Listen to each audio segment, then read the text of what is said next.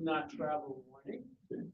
He founded the Africa Arise International, which today runs schools for more than 600 displaced children in the camps that the Nigerian government says doesn't exist. He's a former mayor of Blanco, Texas. And he is the author of Epicenter, Nigeria, Radical Islam, and the War for Global Order, a #1 bestseller. Mike.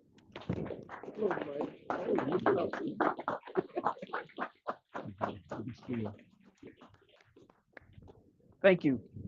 Thank you so much. Everything I'm about to say is factual, so I have 19 pages of references. If anybody wants to question anything I say, it's right here, because some of it might be shocking. Nigeria, the 6th largest nation on earth, on track to be the 3rd largest by 2050.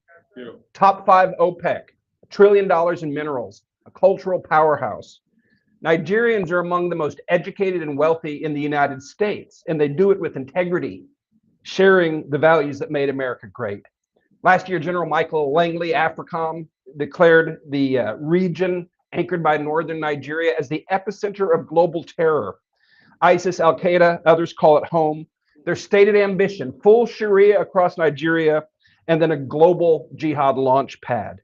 The recent Old Dominion shooter was radicalized in Nigeria.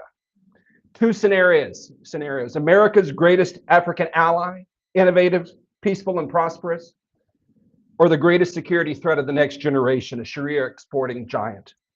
A little bit of history. In 1804, Usman Dan Fodio waged a jihad and founded the Sokoto Caliphate, Africa's largest pre-colonial empire. Beheading, raping, destruction, displacement, 2 million slaves at its peak. This caliphate has never ended. That's North Nigeria. The British found 2 worlds, brutal Sharia North and vibrant, friendly South. They kept the caliphate intact as enforcers, indirect rule they called it, then merged the 2 in 1914. The South declared independence in 1967, Biafra. The civil war that followed, the British backed the North, which blockaded the South, shot down Red Cross planes. Up to 3 million, mostly children, starved to death. The South fell in 1970. Since then, power has stayed in the North by design, the caliphate. The current constitution, imposed by northern military dictator, mentions Sharia and Islamic terms 165 times. Christianity, 0. At least 9 billion a year in blood minerals are looted mainly by China, paying jihadis and corrupting military and political officials. There was President Goodluck Jonathan in his living room that leaned in and informed me about that. I know a lot of people there. I've been there a lot. Most of this is firsthand. Some key people that have been involved in this. Barack Obama unleashed the current genocide. In 2010, my first trip, Nigeria had an accidental Christian president, Goodluck Jonathan. Booming economy, only nation on earth where radical Islam was being pushed back. No slaughter, hardly any displaced people, just from random stuff. A northern warlord challenged Muhammadu Buhari, publicly called for Sharia law across Nigeria and globally. Boko Haram chose him to mediate with the government. Tinubu helped get him in office, the current president. David Axelrod was his campaign advisor. Obama blocked U.S. counterterrorism support to Jonathan, blocked other nations from helping. Jihadists flooded in from North Africa, villages massacred, millions displaced, raped, enslaved, kidnapped, churches burned. Buhari ran on ending the insecurity. It only got worse. Another person, the Sultan of Sokoto. He's like Pope and King to 108 million Muslims. Dan Fodio's 20th generation successor. He was a Nigerian general deployed to Pakistan and Afghanistan during the War on Terror, when we captured Nigerian fighters alongside Al-Qaeda and the Taliban. He returned and assumed the throne in 2006, and international terror tactics and organizations appeared soon after.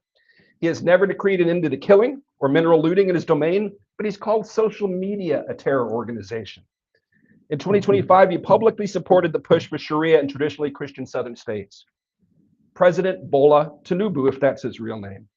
In 1993, he forfeited $460,000 to a federal court in Chicago and fled the United States.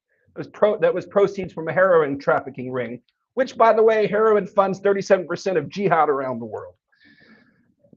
He has appointed a man to rewrite the national curriculum whose defining credential is the book, The Islamization of Knowledge, which explicitly calls for intellectual jihad to oust Western education from nursery schools up to universities. This is academic Boko Haram by definition.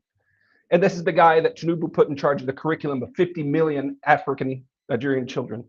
His new defense chief called the terrorists prodigal sons who deserve rehabilitation. That's the defense chief. NSA Nuhu Rabadu personally called me on October 5th to be Nigeria's Jane Fonda. It is documented he armed Miyeti Allah, the Fulani militia chaired by the Sultan and named in HR 7457 for potential FEO organization. He has publicly called the terrorists brothers. Mossad Bulus, Trump's senior advisor for Africa and the Middle East, holds multiple citizenships, including Nigerian, lived in Lagos for decades. He parrots verbatim talking points of terror-linked northern imams. He is CEO of his family company, which currently profits from multi-billion-dollar no-bid contracts issued by the Tinubu administration, issued to his business partner. He sells the heavy equipment to build the no-bid billion-dollar, $13 billion in projects. This is Trump's senior advisor. He's also Tiffany Trump's father-in-law. Examples of ongoing failures and impunity. Ingoshe, Borno State, wiped out in the Gwoza massacre of 2014. The government recently assured refugees in Cameroon it was safe for them to return, paid them to return. Within weeks, on March 3rd, Boko Haram slaughtered dozens, more than 300 abducted into slavery, including the wife and daughter of a friend of mine. The military was largely AWOL. The attacks continue there. Deborah Samuel Yakubu, 2022, college student. After finals, she posted on WhatsApp, "Jesus is the greatest. He helped me pass my exams." The next day on campus, as professors and police watched, she was beaten, stoned, tires heaped on her, and burned alive, while students filmed selfies in front of the flames celebrating. The deputy imam of the National Mosque, who performed President Buhari's daughter's wedding, publicly justified the killing within 24 hours on his own Twitter account. No one was punished. Nnamdi Kanu, British Nigerian broadcaster from London, illegally abducted from Kenya, tried under a defunct law, now serving life in Sokoto prison for words spoken in Great Britain. Meanwhile, the northern imam just recently offered a 1 million naira bounty for the head of a pastor, then doubled it to taunt his critics. No charges, no condemnation from officials. I've been corresponding with the guy. He helped him get to a safe house, but he and his family are in danger and they need help. The Nigerian government goes to great expense to rehabilitate the killers, while millions of innocent displaced victims are denied, neglected, and dying. The narrative war. The farmer herder and climate change framing started in the Obama State Department. The original reference document was written by a career Sharia propagandist hired by George Soros. At least $10 million confirmed U.S. lobbying contracts are now running. Former Trump administration officials, Nigerian government lobbyists, northern imams, foreign agents, conflicted advisors, and now even Russian state television are among those working to shield this regime from accountability. The real narrative is this: Nigeria is in the throes of an Islamic conquest. Since 2009, they have slaughtered as many as 125,000 Christians and 60,000 Muslims. This is not simply religious freedom issue. This is national and global security. The emergency, as many as 10 to 12 million, mostly youth, are now displaced. 50-60% chance of radicalization by 2030 without intervention. Most are denied by the government, who call them beggars and criminals. Without intervention, this could yield 5 to 6 million more jihadists over the next 5 to 6 years. Intervention is not hard. The international community has the money and the mandate to help if the displaced are simply recognized. In 2015, the UNHCR documented multiple displacement camps in Abuja. Today, they deny those camps exist. I have run schools in those same camps since 2020. They do exist. I affirm the cycle of violence is not inborn or inevitable. A lot of Americans write it off. Oh, that's just what they do. Yes, the children who saw their parents hacked to death often come to our schools wanting to go back and get revenge. But I can tell you, with an education, they gain character, hope, and vision, and they want to go back to rebuild. What must happen? Nigeria has long been strangled by radical Islamists, predatory extraction, globalist meddling, and institutional corruption. Working with the Nigerian government to end the genocide is like working with the Third Reich to end the Holocaust. They smile and spin as they wait for Trump to leave office. Since CPC designation, killing and impunity have only gotten worse. Sanctions will not work. Visa bans will not work. They're ideologues, and they'll just pivot east. Intentional denial of recognition and aid to displaced people, intentional denial of recognition and aid in this circumstance meets the legal standard of genocide. This is provable. Indict the Tinubu administration. Arrest them. They're guilty of genocide. And it's provable. Conduct a valid census and evidentiary briefing of the displaced. They are our witnesses to genocide and they need help. Investigate the Sultan of Sokoto as a terror sponsor. Circumstantial evidence demands it. We know where the militant camps are. Wipe them out. Bring the enablers to justice. Demand the release of Mazi Nnamdi Kanu and other prisoners of conscience. Offer asylum protection to them and others threatened by this regime. Ensure a free election in 2027. It could be done for the cost of a Tomahawk missile volley.